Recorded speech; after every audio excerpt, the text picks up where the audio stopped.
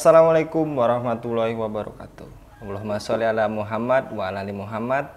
Para pemirsa Khilafah News yang dirahmati Allah, alhamdulillah kita berjumpa lagi dengan program kesayangan kita, yakni Kabar Petang. Kita akan membahas tema-tema terkini dengan narasumber yang terpercaya, tentu saja dari sudut pandang Islam.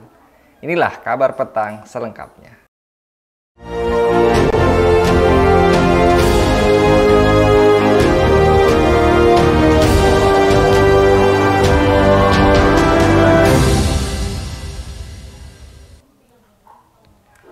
Gubernur Jawa Tengah Ganjar Pranowo ternyata pernah mengungkap hal mengejutkan dari dirinya saat hadir dalam podcast bersama Deddy Corbuzier.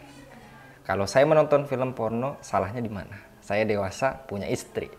Yang nggak boleh itu saya kirim-kirim, karena yang mengirim itu kena Undang-Undang ITE dengan tuduhan menyebarkan. Ucap Ganjar Pranowo dikutip dari YouTube Deddy Corbuzier. Ketika ditanya alasannya, ia tak menampik jika menonton film porno diperlukan untuk orang dewasa. Kini, PDI Perjuangan menetapkan Ganjar Pranowo sebagai calon presiden 2024 sampai 2029 pada rapat DPP Partai ke-140 diperluas 3 pilar dengan agenda konsolidasi internal dan silaturahmi Idul Fitri 1444 Hijriah di Istana Batu Tulis, Bogor, Jawa Barat. Apakah Ganjar memberi contoh buruk kepada generasi muda? Apakah penetapan Ganjar Pranowo sebagai capres berkontribusi positif bagi perpolitikan Indonesia? Apakah ada kekuatan oligarki di belakang Ganjar? Untuk membahasnya, kami terhubung dengan Direktur Fakta Bung Erwin Permana. Kita sapa terlebih dahulu Bung Erwin. Assalamualaikum Bung Erwin. Waalaikumsalam warahmatullahi wabarakatuh, Bung Anggi. Bagaimana kabarnya, Bung? Alhamdulillah, luar biasa, sehat. Alhamdulillah. Baik, Bung. Kita akan membahas terkait kontestasi calon presiden. Nah, yang mana PDIP mengusung Ganjar Pranowo, yang tampaknya tak segan mengungkap jika dirinya ketagihan film dewasa. Pengawan kerap menonton film porno itu diucapkan saat hadir menjadi bintang tamu podcast Deddy Corbuzier.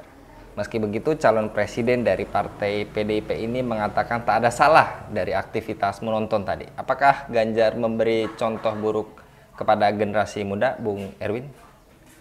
Ya, terima kasih Bung Anggi. Pertama-tama saya ingin mengucapkan takabbulallah minna wa minkum, syamat wa syamaku. Mohon maaf lahir dan batin, selamat merayakan Hari Idul Fitri 1444 Hijriah. Mudah-mudahan kita semuanya kembali kepada fitrah, yakni ada semacam cita-cita untuk menerapkan Islam secara totalitas dalam seluruh kehidupan kita. Berikutnya, berkaitan dengan statementnya Ganjar yang dia mengatakan bahwa tidak ada salahnya menonton film porno bagi orang dewasa. Tentu saja ini salah. Statementnya itu sendiri salah. Menonton porno itu kegiatan yang salah gitu.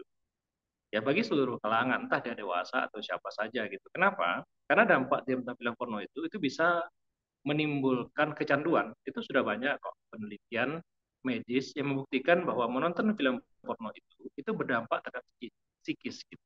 Jadi dampaknya itu terhadap otak itu bisa menimbulkan kerusakan yang lebih parah dibandingkan dengan kerusakan yang diakibatkan oleh akibat kecanduan narkoba. Jadi menonton film porno itu bisa menimbulkan kecanduan bagi penyukanya gitu. Setelah kecanduan maka itu akan merusak otak. Yang kerusakannya itu lebih buruk dibandingkan dengan kerusakan akibat dari kecanduan narkoba. Itu yang pertama dampaknya. Yang kedua adalah ketika sudah kecanduan ya akhirnya akan menimbulkan sensasi-sensasi, akhirnya menimbulkan penyimpangan-penyimpangan seksual, penyakit kelamin, ya kebiasaan-kebiasaan memuaskan diri sendiri atau misalnya merusak orang lain atau malah nggak peduli dengan lingkungan, menimbulkan penyakit ADHD, attention deficit hyperactivity disorder gitu. Dia sibuk dengan dirinya sendiri gitu. Nah, jadi ini jelas bahaya. Kalau Ganjar mengatakan ini tidak ada salahnya, itu salah gitu. Nah, itu satu. Statement Ganjar itu sendiri salah. Yang kedua adalah Ganjar harus tahu posisinya.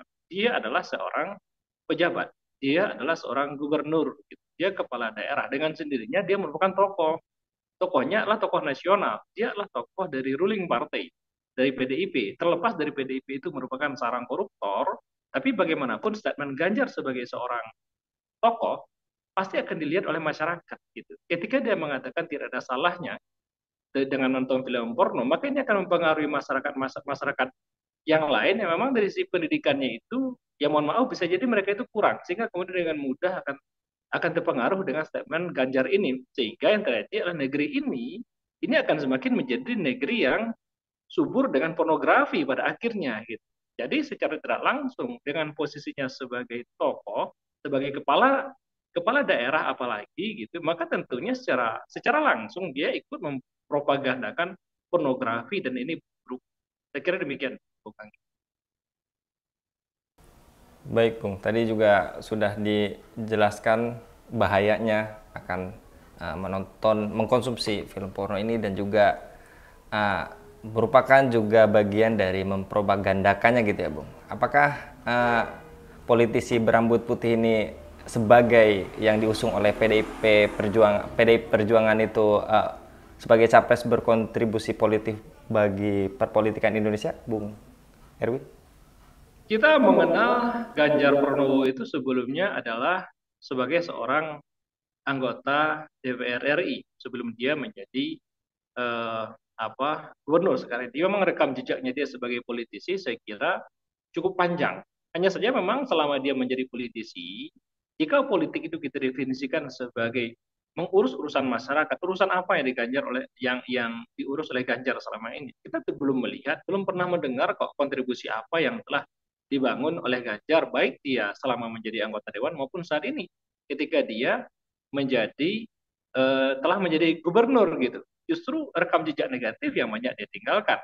Semasa dia di Dewan, di DPR RI itu, justru dia kan terlibat dalam kasus IKTP kan, yang menghebohkan di masa pemerintahan presiden sebelumnya itu, Presiden SBY melibatkan banyak sekali politisi dan sebagian besarnya adalah politisi dari PDIP, gitu, termasuk Ganjar di situ.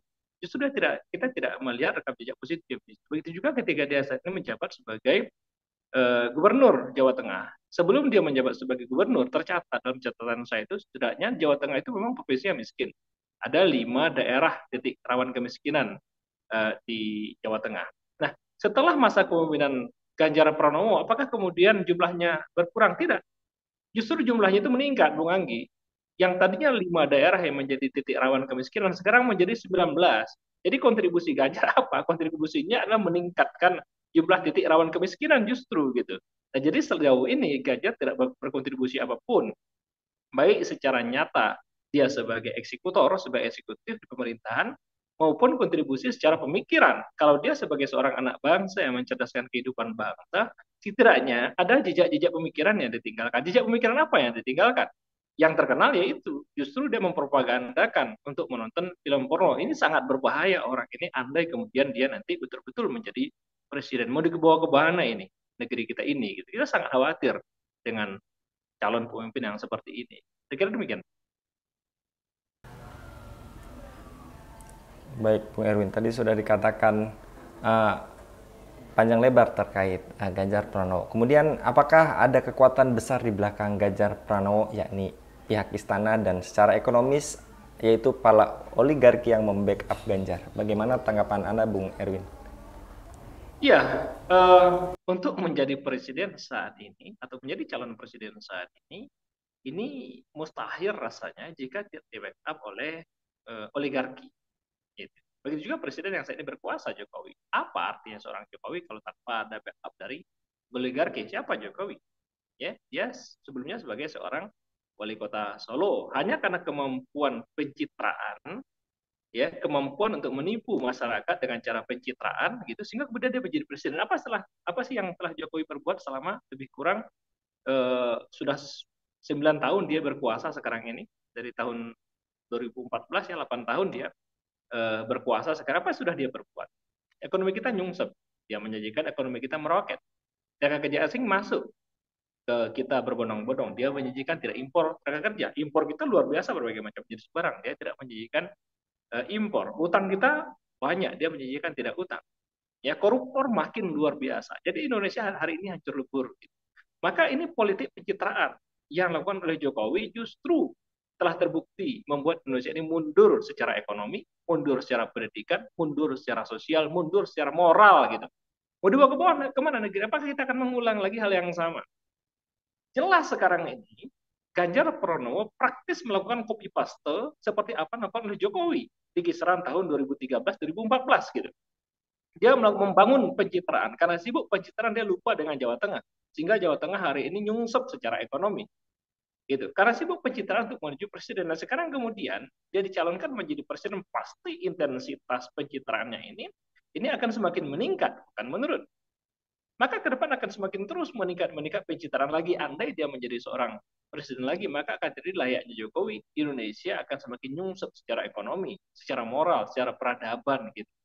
Ya, jadi dia bisa seperti itu tidak lain tidak bukan karena memang ada backup oligarki. Ada kepentingan besar oligarki di belakang calon presiden yang seperti ini. Kepentingan apa? Kepentingan untuk mengamankan bisnis mereka.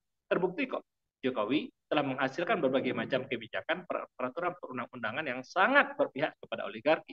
Sebutlah misalnya undang-undang Omnibus Law, ya. Sebutlah misalnya undang-undang Minerba, undang-undang pelemahan terhadap KPK, ya, terus kemudian terhadap MK gitu. Perpu-perpu yang sangat berpihak kepada oligarki. Terus kemudian amnesti, tax amnesti, pengampunan pajak. Itu apakah berpihak terhadap masyarakat miskin? Tidak. Sebab terjangnya dalam pembangunan juga seperti itu kan. Lihat saja misalnya pembangunan infrastruktur, ya, tanpa melakukan kajian kelayakan bisnis, ya, pembangunan jalan tol, pembangunan kereta cepat, jalur kereta cepat Jakarta Bandung, ya, pembangunan bandara, pembangunan IKN. Apakah ini semuanya untuk masyarakat? Ini adalah kepentingan bisnis, kepentingan proyek infrastruktur yang akan membuat oligarki semakin berpesapora. Nah, ketika Jokowi telah melakukan hal seperti ini, maka oligarki menginginkan ada orang yang mampu melakukan hal yang sama seperti Jokowi. Siapa yang mampu melakukan hal yang sama seperti Jokowi kalau bukan Ganjar Pranowo? Nah, menurut timbangan politik para oligarki ini, maka Ganjar Pranowo merupakan orang yang paling tepat untuk melanjutkan legacy Jokowi yang selama ini dinikmati oleh para oligarki. Selama ini mereka sudah berpesta pora dengan kebijakan Jokowi. Mereka ingin melanjutkan, melanggengkan pesta pora itu melalui seorang Ganjar Pranowo gitu. Jadi dengan sendirinya yang ada di belakang Ganjar Pranowo ini adalah oligarki itu sendiri. Maka kita rakyat Indonesia senantiasa akan terus menjadi korban ya politik buruk di negeri ini akibat penerapan sistem politik demokrasi sekuler kapitalis yang memang sama sekali tidak berpihak kepada masyarakat, justru berpihak kepada oligarki. Oleh karena itu sudah saatnya lah kita sadar, hentikan. Ini nggak ada baiknya kok untuk kita, nggak ada baiknya untuk negeri ini, nggak ada baiknya untuk siapapun. Alam kita rusak, semuanya rusak. Maka ayo kita hentikan ini, politik yang seperti ini kita hentikan dengan membangun paradigma politik baru, kita implementasikan Islam secara totalitas dalam kehidupan kita. Bukankah hari ini bulan Syawal? Bulan ini bulan Syawal, kita sudah berpuasa selama sebulan penuh. Tujuan berpuasa itu adalah memperoleh ketakwaan. Ketakwaan itu adalah menerapkan seluruh perintah Allah, meninggalkan larangannya. Nah, kita implementasikan seluruh perintah Allah, baik dalam kehidupan individu, kehidupan bermasyarakat, maupun bernegara gitu. Nah, wujud implementasi dari ketakwaan itu kita terapkan Islam secara totalitas akan melahirkan negeri yang berkah, akan melahirkan negeri yang baldatun thayyibatun warabun ghafur. Bukankah itu yang sama-sama kita inginkan? Negeri yang baik, negeri yang penuh dengan keberkahan, masyarakatnya makmur, tertib. Bukankah itu yang kita cita-citakan? Mustahil itu semuanya kita peroleh selama masih sistemnya itu adalah demokrasi kapitalis. Satu-satunya cara kita untuk keluar dari keburukan sistem ini tidak lain tidak bukan mengimplementasikan Islam secara totalitas dalam kehidupan. Saya kira demikian, Bung Anggi. Baik, Bung Erwin. Terakhir, Bung, walaupun tadi sudah juga dipaparkan gitu, Bung, solusinya itu terapkan Islam secara keseluruhan. Nah, tapi juga banyak, Bung, terkait kita mengangkat tema ini. Apakah ini bentuk salah satu mencitrakan buruk untuk Ganjar Pranowo karena politisi tersebut dicalonkan sebagai calon presiden? Jadi supaya tidak memilihnya, kita membuat narasi positif, narasi negatif, dan kemudian tadi boleh ditekankan lagi, Bung, kemudian rakyat seharusnya bagaimana bersikap terhadap pemimpin yang ada saat ini, Bung, atau pilih yang sebelah atau gimana tadi, Bung, walaupun tadi sudah sempat disinggung itu, Bung. Ya, tentu ini kita menyampaikan fakta. Ya, ketika misalnya apakah ini menjelek-jelekkan Ganjar Pranowo? Saya kira tidak. Kenapa? Karena kalau menjelek-jelekkan itu artinya adalah sesuatu yang bagus kita katakan jelek. Gitu. Kalau sesuatu yang jelek kita katakan jelek itu merupakan kejujuran. Sesuatu yang bagus kita katakan bagus. Itu sebuah kejujuran juga. Gitu. Nah, Ganjar Pranowo selama ini memang mudah kalau kita googling bagaimana track recordnya dia. Kita ungkap berkaitan dengan keterlibatannya dia dalam IKTP. Itu fakta. Artinya ini bukan menjelek-jelekkan. Ketika dia sendiri yang mempropagandakan pornografi, pornografi ini juga merupakan sebuah fakta. Ketika dia sendiri dia tidak punya prestasi di Jawa Tengah. Justru Jawa Tengah itu jumlah kemiskinannya semakin meningkat. Ini juga realitas. Ini artinya berani bicara yang hak, berani bicara yang benar. Dan ini merupakan sebuah aset yang langka yang dimiliki oleh negeri ini. Kenapa? Karena negeri ini orang kan senang ingin menyenangin orang lain, padahal orang itu buruk. Ketika kita ingin menyenangkan orang buruk padahal dia buruk, maka tidak akan pernah berubah keburukan itu gitu. Kita harus berani mengatakan yang hak. Yang hak itu adalah yang salah katakan salah, yang benar katakan salah. Yang benar katakan benar, itu hak namanya gitu. Yang benar katakan benar, yang salah katakan salah. Nah, ini merupakan sebuah kejujuran yang luar biasa untuk meluruskan kita. Jadi bukan dalam rangka untuk menjelek-jelekkan Ganjar Pranowo, justru kita bentuk sayang kita ke dia supaya dia tidak berlanjut untuk melakukan hal yang sama. Bukan juga merupakan berarti kebalikannya. Dengan seperti ini maka kita ada tendensi untuk mendukung pihak-pihak tertentu. Tidak. Pihak siapa yang harus kita dukung? Sebutlah di antara semua nama presiden yang ada. Kan nama-nama yang populer itu selain dari Ganjar misalnya ada Erick Thohir, ada Prabowo Subianto, ada Anies Baswedan misalnya. Di antara nama-nama ini yang ada di depan kita ini, kira-kira siapa yang paling bisa kita harapkan? Enggak ada satupun. Enggak ada satupun yang bisa diharapkan. Apakah Anies Baswedan itu merupakan bisa menjadi tumpuan harapan umat Islam? Bagaimana kita berharap pada seseorang yang sama sekali tidak punya komitmen apapun terhadap Islam gitu? Apakah Anies Baswedan selama ini keluar pernah menjanjikan bahwa ketika dia nanti misalnya mendapatkan kekuasaan, kepercayaan dari umat, dia akan mengimplementasikan Islam secara totalitas dalam kehidupan? Nggak pernah satupun Anies Baswedan menyampaikan narasi itu. Justru narasi yang dia kembangkan itu adalah Islam Tengah. Lah, negeri ini sudah rusak akibat Islam Tengah, akibat Islam Nusantara, akibat Islam moderasi yang selama ini digagas gitu. Ini sebetulnya narasi-narasi usang yang dikemas balik oleh Anies Baswedan. Jadi sama bahayanya sebetulnya antara Ganjar Pranowo dan Anies Baswedan gitu. Hanya kemasan bahasanya saja yang berbeda di antara kedua orang ini. Oleh karena itu, sikap masyarakat yang paling tepat sekarang ini jangan lagi mau dibodoh-bodohi dengan calon tertentu. Ya, ketika kita bicara kepemimpinan, berarti orangnya A, B, C, tidak. Saatnya kita bicara tentang gagasan, bicara konsep, bicara ideologi. Ini level yang lebih tinggi akan menyelamatkan kita. Level pemikiran, level ide, level gagasan. Sekarang gagasan apa yang bisa menyelamatkan negeri ini? Selama tokohnya, orangnya masih membawa gagasan demokrasi, kapitalis is bullshit, omong kosong itu. Gagasannya harus gagasan yang baru, gagasan yang sudah terbukti ampuh untuk merubah keadaan sebuah negeri, yakni gagasan di bawah teladan kita, teladan terbaik kita Nabi Muhammad SAW, yakni implementasi Islam secara totalitas dalam kehidupan. Jangan percaya Anda dijanjikan akan dinaikkan gajinya, dibangunkan jalannya, diberikan DP rumah 0%. Apa artinya pembangunan fisik seperti itu ketika kemuliaan Anda itu justru dipretelin? Ketika negeri Anda digadaikan kepada asing misalnya. Melalui demokrasi kapitalis sangat mungkin negeri kita ini akan tergadai oleh asing. Kenapa? Karena memang mekanisme kapitalis demokrasi memang seperti itu, memungkinkan negeri kita ini untuk tergadai. Hanya melalui Islam sajalah membuat negeri kita ini tidak akan pernah bisa diinjak-injak oleh kaum manapun, oleh bangsa manapun, oleh negeri manapun. Siapapun Anda, apapun agama Anda, apapun suku Anda, ketika Anda menerapkan Islam dalam sistem, dalam kehidupan bermasyarakat maupun bernegara, maka derajat Anda akan meningkat, kehidupan Anda akan semakin baik, akan sejahtera dengan sendirinya, karena negeri Anda akan menjadi negeri yang baldatun tayyibatun warabun wawafur. Saya kira demikian, Bung Adi. Ya. Baik, Masya Allah, Bung Erwin. Jadi tadi jangan mau dibodoh-bodohi lagi ya, Bung, oleh calon tertentu yang tadi masih membawa gagasan demokrasi kapitalis.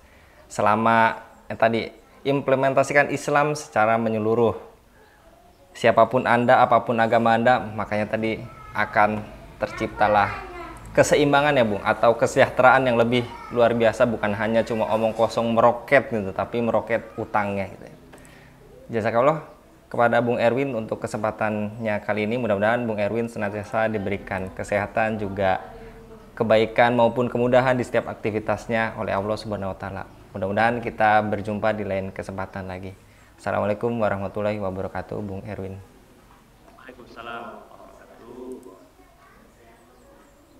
Demikian pemirsa Khilafah News yang dirahmati Allah, program kabar petang kita kali ini. Jangan lupa untuk subscribe, like, dan share sebanyak-banyaknya. Semoga menjadi amal kebaikan bagi kita semua di dunia maupun di akhirat.